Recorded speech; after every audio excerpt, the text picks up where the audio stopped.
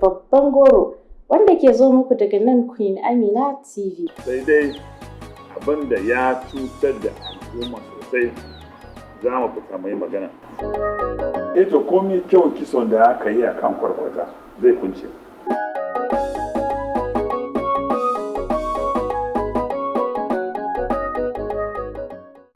Jama'a barkanmu da wannan lokaci, ku ce dai Queen Amina daga nan Queen Amina TV. To kamar da kuka saba dandalinmu ne na babban goro da ya saba kawo muku hira da manya-manyan mutane hamshakai ko kuma waɗanda suka yi fice a wani fanni na rayuwa. Kamar da nake gaya muku har kullum, yau dandalin namu ya yi tattaki zuwa birnin tarayya Abuja, inda za mu zanta da wani mutum da ke nan a cikin gida Najeriya. Wannan mutum ne wanda ya taɓa riƙe babban mukami a cikin gida Najeriya, wato mukamin minista, sannan kuma ɗan gwagwarmaya ne. Hasali ma duk abin da ya ke faruwa a cikin gida Najeriya wanda bai yi daidai ba, to zai fito ya tofa albarkacin bakinsa saboda ya kira da a daina. Idan ya ga an saba ya ce a bari. A koda yaushe an san shi da kiran a zauna lafiya kuma a bi daidai. Mutum ne wanda ya fito daga nan arewacin Najeriya.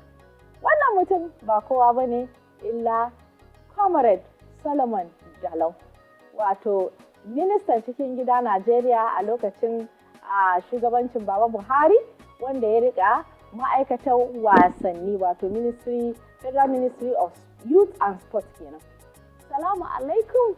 Wa rahmatullahi wa barakatuh. Alhamdulillah rabbil alamin, amma ba'd. To masha Allah, ranka ne dai. Duk da dai na yi nawa karambani na maganganu, amma mutane za su so su ji waka daga bakin mai ita. Sai ka ɗan gabatar mana da kanka. To ni sunana Solomon Dalung, ainihi na mutumin sabon gida ne a can karamar hukuma Lantan ta Kudu a jihar Plateau. An haife ni a 1964 a ranar 26 ga watan tara. Ina kimanin sama da shekaru 60 yanzu a duniya. Can na yi ilimin firamare, sabon gida. Na saukar da karatun firamare na wuce zuwa gwamnan Kudu State domin secondary. Bayan nan na kama aiki a gidan yari gwamnatin tarayya na yi shekaru 25, sai na ajiye na koma na kama aikin koyarwa a jami'a ta Jos. Na yi aiki daga wajen daga 2004 zuwa 2011. Sai na aji aiki na shiga siyasa. To lokacin da ina cikin aiki shine na wuce makaranta zuwa babban jami'a ta birnin Jos. Na koyi karatu aikin lauya.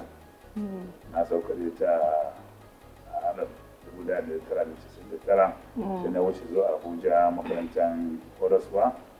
Nan na je na saukar da shi a 2001. Misalin nan aka karbe ni ce majalisar lauyoyi na Najeriya bayan da kotun koli ta tattace ta tabbatar da cancanta. Ina sama da shekaru 20 da kusan 4 zuwa 5 a aikin lauya a Najeriya.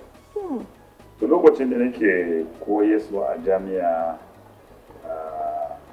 aka nada ni shugaban karamar hukuma da Lantan ta Kudu ta mayan fata. Na yi aiki shekaru 2 kafin na dawo jam'iyya. To cikin siyasa da gwagwarmaya a 2014 muka ga siyasar Najeriya cancanci a canja mata salo, saboda haka muka samu haɗin kai da waɗansu 'yan siyasa masu ra'ayin canji wanda aka kafa jam'iyyar APC. Salin nan tare da goyon bayan talakawan Najeriya da kuma gudunmawarsu aka zaɓe shi shugaban kasa Muhammadu Buhari. Salin nan ya da yan minista 2015 zuwa 19. Da na sauka na haɗa abubuwa ne kamar guda biyu da aikin lauyan da kuma babban aikin shi ne gwagwarmaya domin ganin yadda bukata na neman mafita da adalci da kuma shugabanci na kwarai yana kara karuwa da shi gwagwarmaya ma muna cikin tsarin nan da dan noma in damuna ta yi kyau ni alauki tsari ne. Na'am. To, masu kallon mu da fatan dai kuna jin bayanan da tsohon ministan wasanni a yake gabatarwa. Don ka daɗe, daman na so in tambaye ka bayan mukami sai me, amma ka riga ka yi bayani ka ce yanzu kana noma, kana aikin ka na lauya da kuma wasu abubuwa na daban. Da kuma gwagwarmaya. An kwashi ɗan tsawon lokaci ba a ji ka ba.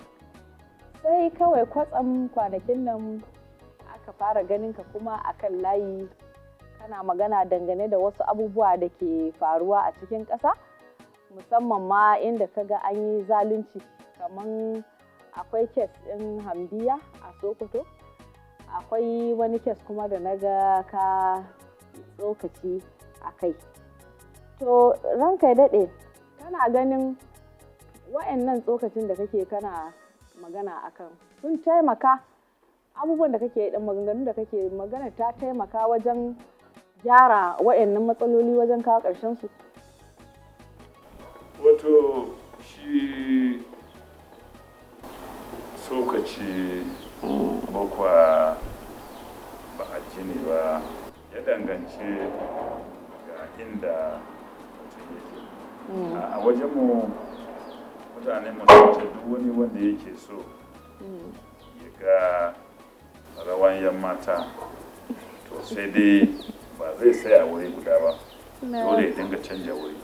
Saboda haka idan mutum bai canja wuri ba zai iya ji ko yaushe na yi magana ko ban yi ba. Amma ni dai tun da nake babu lokacin da na daina magana ko a gwamnati, lokacin da na bar gwamnati ina na da rayuwa na kamar yadda yake. Waɗannan abubuwa guda biyu wanda ke magana kansu, wato abin da ya sa sun yi amo shi ne na farko maganan kashe sarkin gobe, wanda ita gwamnati na jihar Sokoto ta yi sakaici kuma ta nuna rashin kula ga wannan babban sarki wanda ya bautawa al'umma tsawon shekaru 45. To wannan a bisa ga irin tarbiyyar da muka gada nan mu mutanen arewa ba daidai ba ne. Tsari da aka zo aka shiga zance na Hamdiya, ita magana Hamdiya abin da ya sa maganan ya zama da tasiri kuma mutane sun ji muryana shi ne abin da ita yarinyar ta yi magana kai abu ne wanda mun dade muna magana kai, domin ko can kwanakin baya na ja kunnen hafsoshin Najeriya na ce ban gane ba ko shi ne yake mulki ko turji ne. Muna ganin turji sanye da kayan sarki da makami yana zaune a kan mashin a daji yana ba da umarni, kuma ana biyayya da shi, yana sace mutane, yana garkuwa da su, yana karban fansa. To ga kuma sojoji su dai gaban talabijin nake ganin su. To shi ne ce ba an garan ba ce mai kura da sace gurin. To magana Hamdiya karama yarinya ce wanda abin da yake faruwa a al'ummanta shine daga mata hankali. To kuma tana neman mafita. Tun da yake yarinya ne, sai tana ganin abin da ta yi a tara mutane da irin halin da suke ciki, a yi magana a dauka duniya su sani ba. Yin wannan din ne shi ne gwamnatin Sokoto sai suka shiga cikin al'amarin. To ita gwamnatin Sokoto da shi gwamnan ba kuma ba ne, mun san shi da wannan hali na rashin son a ji wani koke game da gwamnatinsa. Domin ya taba ya kama wani matashi wanda matan shi ta yi bikin cika shekaru haifuwa ana wasan dala, shi wannan yaron ya ɗau hotuna ya sake bidiyo sun kama shi sun dake sun kulle. To gashi kuma nan da ya sai mata haka. To mu yan gwagwarmaya da majalisar gwagwarmaya mun ga wato nuna rashin gata ne ya yi ma karama yarinya nan. Suka kama ta sun je suka kai ta kotu, an je an ba da beli, salina aka aika da yan banga sun je sun dake ta sun ji mata ciwo. An nema kamar a halaka da ita akan faɗa ra'ayinta a halin da tsaro yake. To saboda haka ba wai mun yi shiru ba ne, sai dai abin da ya cutar da al'umma sosai za mu fita mai magana. Maganan dokan haraji shi ma na yi magana kai, wanda na jawo hankalin mutanen arewa cewa bai kamata a ce mataimakin shugaban majalisar dattawa dan arewa sanato Barau Jibrin ya je shi ne zai je jagorance wannan zaman da za a yi ma arewa kwantan bauna a shigar da wannan doka wanda a ta kowane fasali ta zalunce mu, kuma shi yan uwansa yayan arewa sanatoci suna koke bai kula da su. Wannan cin fuska ne, wannan rashin adalci ne, wannan abu ne wanda bai kamata shugaba irin shi ya yi ba, shi ma na yi koke a kai. Na'am, to ranka daɗe, bari mu dawo fannin gwamnati mai ci yanzu. Na'am. Me za ka ce game da wannan gwamnatin, shin yadda ake gudanar da abubuwa a ganin ka sun yi daidai koko ka san dai babu ɗan goma sai dai ɗan tara. Duk yadda mutum da ya iya akwai inda za a ga ya ɗan yi rauni, wannan abu ne na ɗan adam. Amma ya kake ganin abu, akwai kuma inda za ka ga ganganci ya yawa ko kuma zalunci ya yawa ko rashin gaskiya. Ya kake ganin wannan gwamnatin? Su ma ba a gwada su da dan tara. Ai su dan uku ne. Saboda haka maganan tara ma bai shafe su ba. Domin ne ranar gini ranar zane. A ranar da shi shugaban kasa ya karɓi mulki, a ranar ya bi da nuna Najeriya cewa bai ma fahimci abin da yake yi ba. Domin janye tallafi da ya yi a tsarin gwamnati, babu gwamnati a kasa lokaci. Saboda haka mutum da ya ba zai kama gaban kansa ya je ya ayana cewa ya janye tallafi, ba shi yiwuwa a karkashin demokradiyya. To wannan a ranar mu waɗansu mun gane cewa mun shiga saka mai wuya. Domin ne janye tallafin nan da gwamnati ne take, to da sai an kafa majalisar zartarwa, sa'an nan an da masu ba da shawarwari ma shugaban kasa. Zai tuntube su, waɗannan za su tuntubi masana, menene illan wannan tsarin, menene za ta haifa, menene alherinta, yaya za a magance abin da za ta bi baya. Duk wannan za a kimsa kafin a ayana. Amma shi kawai da ya bugu da mulki ya gama rantsuwa sai ce na janye tallafi. Magana kaman wanda ya ci mutane da yaki. Saboda haka su akan abin da suke yi, a gaskiya abin da suka yi wanda ne ya yi min kyau tun da suka zo mulki shine kai maganan ba da cin gashin kaiwa kanan hukumomi da suka kai kotun koli suka samu fasara. Wannan na yaba musu domin aiki mai kyau ne. Masha Allah. Ina kan jira killa zan samu irin wannan nan gaba, ba ka ba. Wallahi ban gane ba, an yi yamma da kare. To kamar cewa da kai daga zuwa bai yi bincike ba, bai tattauna da mutanen da ya kamata ya tattauna ba. A kwamra idan muka duba can baya an daɗe ana maganan wannan cire tallafi shine zai kawo alheri wa 'yan Najeriya. Wanda hashi mai girma sarkin Kano na yanzu lokacin da yake shugaban babban bankin Najeriya, shi ma lokacin ya fito ya magana ya ce cire subsidy shine alkhairi ga mutane. Ba ka ganin shi shugaba Tinubu ya yi amfani ne da wannan research da aka riga aka yi tun baya, shi yasa ya aiwatar da abin da ya aiwatar? To komai kyau kison da aka yi a kan kwarkwata zai kunce. Ba alheri ba ne a ce wai waɗansu sun yi magana cewa ya cancanta a cire tallafi, sai a ce ya kamata a cire tallafi. Ni ban yadda ma cewa akwai wani tallafi ba. Ni dai na sani cewa akwai almandana da ciki da babakiri da dukiyan jama'a, wannan na sani shi ne ake cire, ana kiranta tallafi. Saboda haka duk wani shugaban da zai yi mulki, ni in an ce yau har da bakin kuskure aka ce ni shugaban kasar Najeriya, akwai da zan so ma yake. Akwai bincike wanda majalisar tarayya ta yi na wannan maganan cire tallafin. Akwai kamfanoni 16 waɗanda shekaru sama da 10 suna faɗi tashi da dukiyan jama'a. Har gwamnan Bauchi na da, gwamnan Yuguda, ya ce ɗaya daga cikin su ya zo ya same shi ya ce don Allah a ji a roki shugaban ƙasa ya dakatar da biyan wannan kudaden domin sun gaji da wannan haram. Wato sun ci haramu sun gaji. Har sun gaji har ya ishe su. Ba dalla. Saboda haka wai in sarkin Kano ya ce a cire da wadansu ba shi ne magana ba. Maganan shi ne kowane abu a gwamnatanci ana bin tsari. An bi tsari. In ba a bi tsari ba, to ba a yi ma al'umma da su. To kwamre ko kana da niyyar takarar shugaban kasa ne, don na ji kace in kai ne shugaban kasa a nan gaba?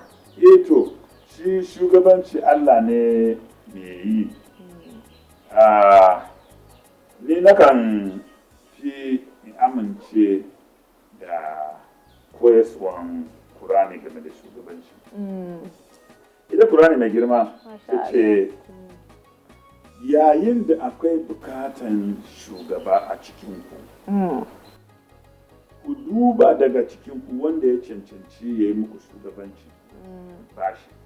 Amma wanda ya mika kanshi cewa a nada shi shugaba, kada ku ba shi ba. To saboda haka nan irin wannan koyarwan shi na fi yadda da shi. Idan mutanen Najeriya sun ga a'a Solomon Dalun ya cancanci ya yi mulki, za su neme ni. Idan kuma sun gan ban cancanta ba za su neme ni ba. To saboda haka ba zan fita yanzu ina buga hotuna ina zagawa wai na nema shugabanci mutanen Najeriya. Tafiya ba da kai ba, za ka yi auren takalmi?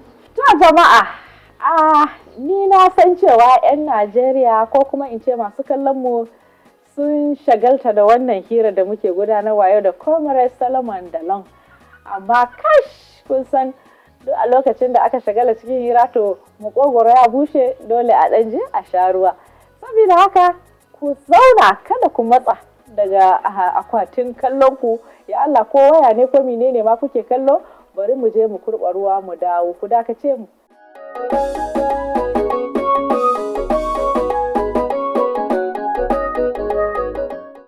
Barkanmu da dawowa. Kada ku manta, dandalinmu ne na Babban Goro inda muke tattaunawa yau da Comrade Solomon Dalung, tsohon ministan cikin gida Najeriya na matasa da wasanni.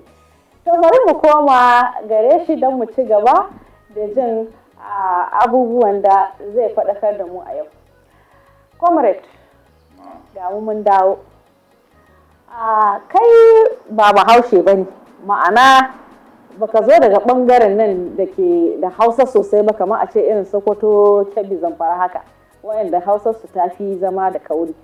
Amma kuma wani abun ban mamaki idan kana koro salon magana ko karin magana ne zan ce, abun to wanda ma yake takamar shi baya ji da ni, bai san wayannan kalaman ba, don wasu abubuwa da kake faɗa ba ni yau na taɓa jin su. Shin kana karanta su ne? Kana ji ne, kana da wasu mutane ne masu koya maka, koya abun yake? To da ya bauta malanci. Ina gani Hausa gare ni gado ne, domin iyayena zamanin da kakanninmu sun yi fatoci. So, sun tafi wurare zagaya wurare da yawa. Na'am. Ta wannan dalili suna yin Hausa.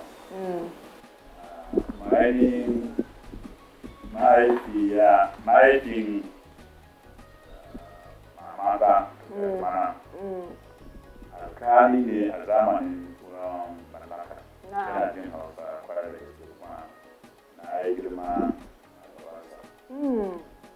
Dai waɗannan su ne hujjan to zan ce alhamdulillah. Amma su waɗanda suke buga kirji wai su Hausawa ne hujjan su. Wai sun fi ne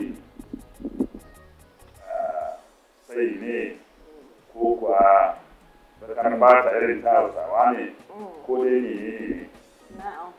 Ai shi Hausa yanzu yare ne wanda ta mallaki ne. Ƙwarai ko. Kuma Hausa yanzu ma ba al'umma ba. Hausa yare ne. Yare ne. Wanda kuma mutane yanzu da yawa a duniya suna murata. Kakanka da kace alƙali ne sannan kuma iyaye sun yi fatauci sun yi zama wurare daban-daban. To a nan ne ka koya amma ranka ya ba za a dai rasa kama kana ɗan karatun littafin Hausa ba haka ko? Wannan littattafin nakin zai yi nisa domin ainihin lokacin da ina shekara 10. Na'am. Wancan lokacin ba ma wanda yake yaren Hausa a al'umma. Don ina daya daga cikin waɗanda an zo da tafe na Hausa aka koya min kuma cikin karamin lokaci sai aka nada malami na koya ba mata Hausa. Saboda haka yiwuwa wannan ma tana da ɗan gudunmawa da ta kawo. Okay. Amma dai Hausa ba da wani. Hausa ba da ba ce. Haka ne. To masha Allahu. Ranka ya daɗe wato ka san abin da ya fi ɗaukan hankalin mutane a maganganunka?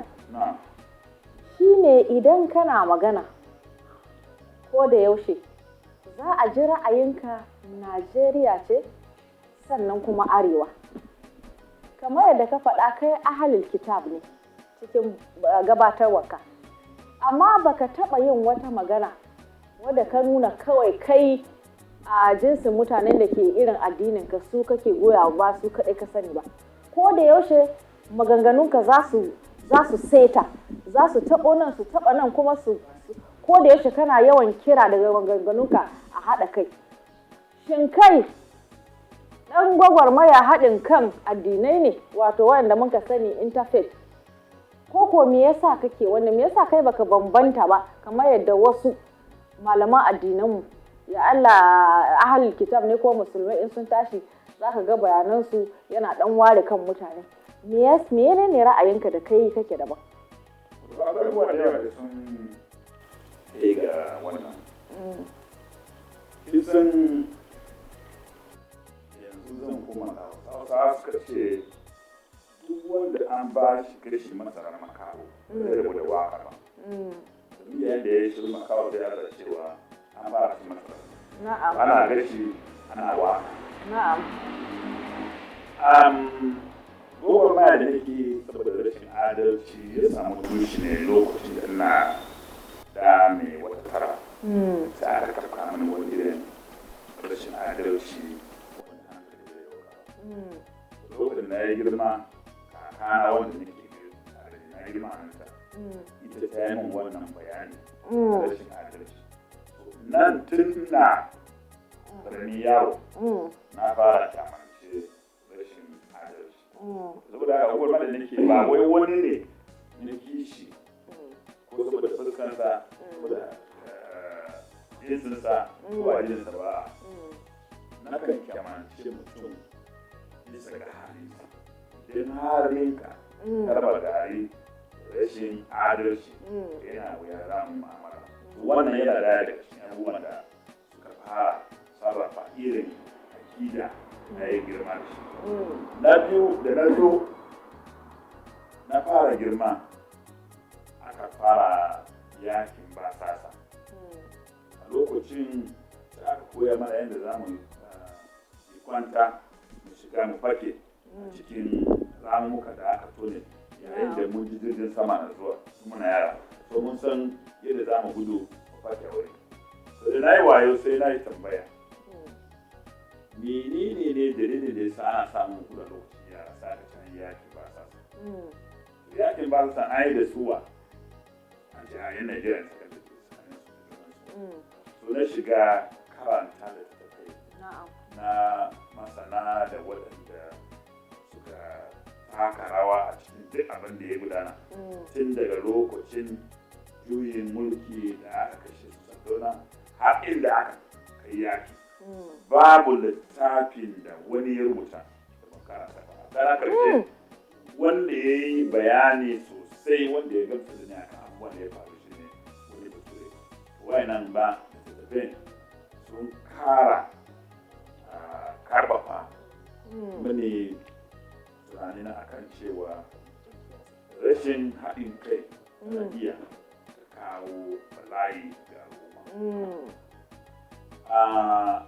Abu biye da shi lokacin da na shiga makaranta sai akida na gurguzu ta zama akida ne wanda na fi min dacewa da jari hujja. Domin ita akidan jari hujja akida ne na birkiman kaka kaga fari daga baki. Ita akida na gurguzu kuma ta tinkare kawo dacewa da daidaitawa tsakanin al'umma. Wannan ita ma ta abubuwa su sa ni na shiga karatu sosai da zurfi a wannan fannin. Amma babban abin da zai iya kama hannu da shi shine irin yadda na girma. Gidanmu masu addinin gargajiya sun fi mu yawa. Kuma ni na yi girma da kaka ta ita kuma arzikita ne. Sa'adin nan a gefen babana kanuwan mahaifi ta aure musulmi. So lokacin da nake girma na je secondary school ina zuwa hutu a wurin su musulmi da kuma su a wajen su babu wani majami'a. Bambanci. Babu majami'a su musulmi. So na je wajen ina sallah. A zaman da na kira sallah sai mu je mu kama ruwa mu shiga mu yi sallah. Babu wanda lokacin ce mana ku tafi can a kuwarna ko ku kafirai babu. So haka irin yadda suka rike mu ban iya gane akwai bambanci a tsakanin su alkitabi da musulunci. A lokacin azumi ni nake jagoran tashe. Mukan ɗiba gongon mu hada muna bugawa da safe mu tashi. Magana banza muna buga ko kawai a tashi domin a yi goro saboda azumi. To saboda haka irin wannan in ka hada su za ka ga akwai kyakkyawan hujja gare ni don ba abin da ake faɗa yanzu ba sani bambance da ake faɗa ba sani ba. Wa'azin da malamai suke ba san da su ba. Domin babu wanda ya dace mun haka fita a karatu kai ka bane. Kuma a lokacin da muke girma din a can jihar Plateau din mukan yawo abinmu muna hade ba musamman su wane ne musulmai su waye kirista. Ni a ainihin da na fara sanin cewa ga wanda ake ce musulmi alaf 2001 lokacin da rigimar ta tashi. A lokacin na ci wajen su ana ce a lokacin na sanin cewa kawai da ake babu ba sani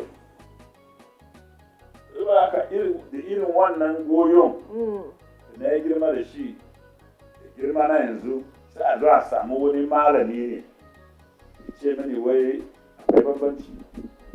To da na zo na yi karatu akwai abin da ya dame ni. Malamai abokanai na mun zauna da su sai su ce Ubangiji Allah ya bayyana musulunci wa annabi Muhammad sallallahu alaihi alaihi wasallam. wasallam. Sai tambaye su kamar yaya. Sai su ce Allah ne ya bayyana mishi. Kuma su suna ganin cewa to shi manzo Allah sallallahu alaihi wasallam bai yi karatu ba. Amma kuma lokacin da aka bayyana mishi musulunci ya zama sanane kuma yana iya karatu. Sai tambaye su yaya ba su ya bayyana. To wannan ya kai ne ga dogon bincike na yi shekaru 15 ina nazari. Yaya Allah ya bayyana wa manzon Allah sallallahu alaihi wasallam musulunci. Na kai shekaru 15 na bi iyaye na sarakuna sun ba ni littattafai daban-daban ba su ba da ansa ba. Domin abin da yake zuciya na ina son su ne yaya aka yi.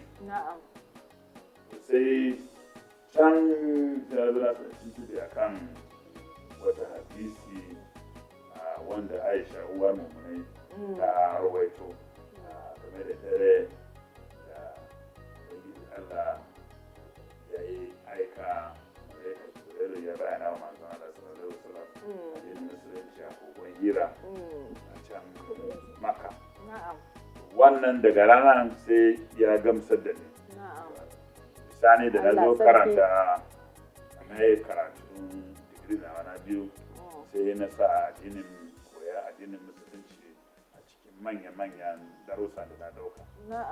Saboda haka ni dai jahili ne amma sani na da addinin musulunci yana karo da abubuwa da yawa na ga ana yi yanzu. Akwai wani aboki ne zai ce min to Solomon ya ba za ka musulunta ba na ce mishi ranar da zan musulunta shine in kun yi musulunci na manzon Allah sallallahu alaihi wasallam ba su kun gaice ni ba amma irin naku ne har yanzu ban gamsu ba domin ban san da yake ba kana karo da abin da na sani da abin da nake karantawa shine na janye birki. Ina ganin duba da irin binciken da shi comrade ya ce ya yi, to ba zai kasa a gwiwa ba idan akwai wani mai jin zai iya zuwa ya zauna da shi su tattauna. Ni dai ba malamin addini ba ce, so wannan ba fanni na ba ne. Amma dai wannan hira yanzu ta bayyana wani abu wanda yake boye da kila mutane ba su sani ba. To gashi ina kiran malamanmu idan akwai wanda ke son ya zo ya sami comrade su yi magana, to suna iya magana. Na san comrade zai karbi wannan. To comrade bari mu koma cikin gidanka. A 'yan shekaru kaɗan ka bayyana mana rasuwar mai ɗakinka, wato Briskila. Lokacin ka ce Allah mata rasuwa, kuma mutane mun ga sun ta aike maka da ta'aziyya. Amma cikin gabatarwa ka ce yanzu kana da aure kuma kana da 'ya'ya. Shin ka sake wani aure ne bayan rasuwarta? Na yi wani aure bayan ta. Na'am. Kuma akwai aure ya mata. Na'am. Ina kuma da yaya wadanda ba zai iya bayana ko yaya ba, amma dai Allah ya mallake ni da su. Ina da yaya wadanda suke ne. Naka na cikinka? To, na gada ne, Allah ne dai ya baka. To, ban san ma yadda ya ba. Ibrahim shi asalin shi mutumin Zurmi ne daga Zamfara. Ina minista wanda shi karamin yaro kullum ina yawa ta hanya kofar gida. Allah sarki. Shi ne wani ranar tambaye shi ne ce ya baka zuwa makaranta bai ta dai shi ba wanda zai biya mashi ba. Ina ce ta ka yi karatu ya ce so na dauke shi. Allah sarki. Ya zo ya yi makaranta yanzu ya gama secondary school. Masha Allah. Daga dana ne. Ɗanka ne kwarai da gaske. Akwai Abdul kuma shi bafulatani ne. Shi iyaye maman shi ne bafulatanan jeji. Okay. Ita shi ta dauke shi ta zuba ta bana ganta ba ban sama ina suka tafi ba. Ta buga man kofa a kauye a je gida a lokacin ta ce ga yaro ya bani amana kadan yadda ya yi kiwo ba. Allah sarki. Tafi da shi jan a rene shi. Na'am. Abdul ya yi shekara guda gidan na kafin na bi inda iyayen suke a daji na gina same su. Shi ma yana SS2 yanzu na secondary. Na'am. To wannan gidan akwai haɗin Gambeza, akwai alul kitab, akwai su wa'annan yaran suna nan suna musuluncinsu. Sai ranar da sun bar musulunci za a shiga damuwa. Haka ne. Ranar da sun ci ba za su yi musulunci ba. Ina tura su makarantar allo kuma yana bibiya an ga ko suna koyon karatu. Domin shi Sadona Premier na Arewa ya yi wani karin magana ya ce idan kana da amininka wanda addininku daban-daban to duk lokacin da ya daina addini ka masa yi addininsa domin addini wanda baya yi ya fi shaitan hasari. Ƙwarai da gaske. So ta wannan dalilin yana masa musu su yi addinin su koyi addinin su san addinin su domin su musulmai ne. To saboda haka abinda Allah imanin su da Allah ya jarabce su da shi.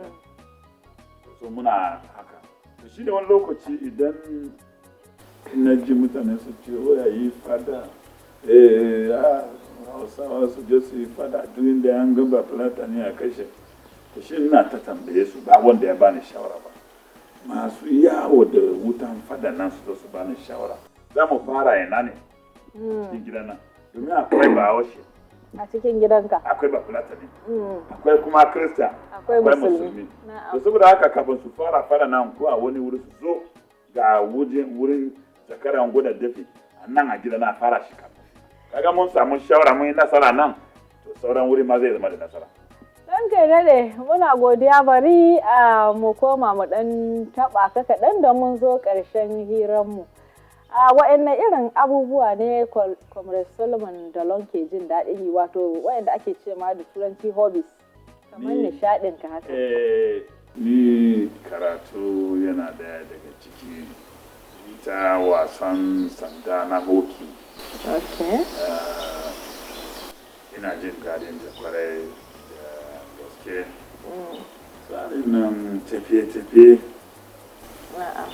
yana cikin abubuwan da na kan je daɗin shi. Amma abu na ƙarshe da duk wani abin da za mu yi da mutum. Kada ya kasance abin da Anyamurai suka ce gaisuwa wanda ya wuce hannu. Su hamata ba gaisuwa kuma ba ana nema a kama kokowa dole ka dara kafa saboda haka ina da kyakkyawan son ga an yi adalci. Na'am.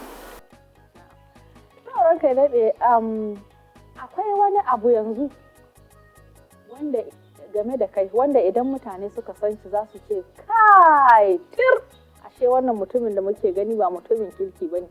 Kana da wani abu haka nan? Ba sai ka faɗe shi ba amma akwai shi. Wani abu wanda zai ba mutane mamaki su ji kai ashe wannan mutumin da muke gani haka yana da wannan abu. Akwai shi.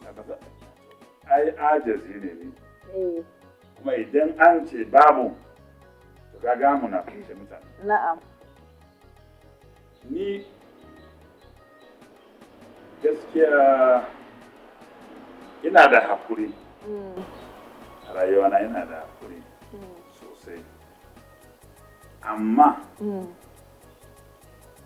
idan an samu wani abin da ya zamanto kaman ba a yi ta daidai ba ba za a gan wani abu da kyau game da halina ba wannan wurin zan zama wani abu daban. Ko da ni ne na yi wannan rashin gaskiya kada a raga. Kin ga kafin zo nan same ki an kira ni ne a ofishin masu binciken da suke tattalin arziki zuban kasa dana da dukkan jama'a wato EFCC.